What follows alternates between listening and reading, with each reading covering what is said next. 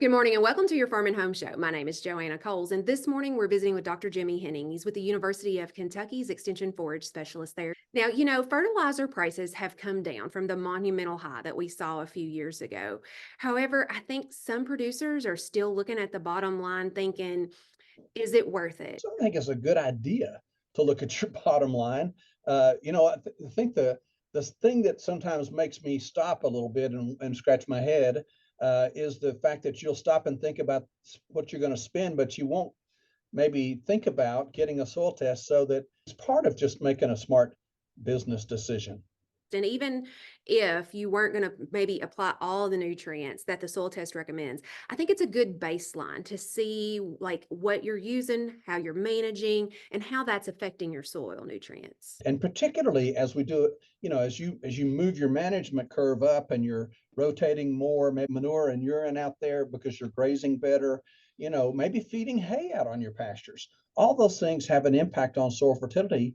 And so you can kind of find out how much you're paying yourself to, and repaying the fertility onto a field. I just think there's a lot that we can learn. But unfortunately, especially with hay fields, if you're not applying the nutrients, you're not going to be getting the yield that we need. And people are kind of worried about hay supplies right now. And so it's almost a catch-22. We might not want to spend the money, but we need to spend the money.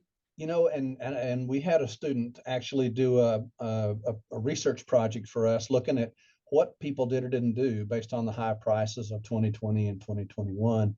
And basically about 80% either fertilized a little less or a lot less or nothing, right? And so we also followed up in that county and looked at hay fields versus pasture fields and soil fertility. And the thing that just absolutely jumps out at you is the fact that the potassium levels were just fell out of bed. I mean, they were really, really low. And it backs into your question about people that are trying to economize on hay. They may use nitrogen and then they may use triple 19 or something they think is economical. But hay takes off 50 pounds of K2O, which is, that's almost 100 pounds of muriate of potash per acre per year. And I would even make the statement that if you're not putting on 200 pounds of muriate of potash, that's 4 bags, right? 4 bags, a year on your hay fields, you're mining potassium. And based on bunches and bunches of data, we've got a lot of that going on, which means that those fields are not going to respond to other nutrients you put on until you straighten out the most limiting factor, which most of in these cases were potassium. And a lot of times nitrogen gets all the attention, Yes. but potash, I think maybe now with some of the research you've shown with like broom sage and different things like that, I think it's getting more attention and people need to pay attention. And frankly, as a forage agronomist, you've seen tons of nitrogen studies, you've seen phosphorus studies, you've seen limestone studies. I mean, I couldn't name a potassium study.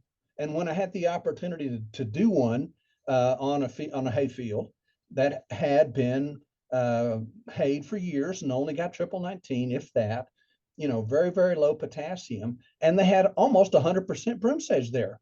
And they said, hey, we just don't, what can I do in this field? You might say tear it up and start over, because we can't kill broom sage with a herbicide, but it's nearly always better to fix what you got.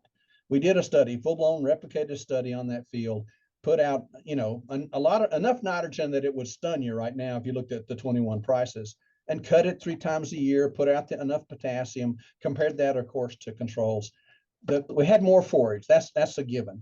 But the thing that was an amazing discovery was that we had in the unfertilized controls in the fall, 80% by weight of that plot was broom sage, right? You can visualize that.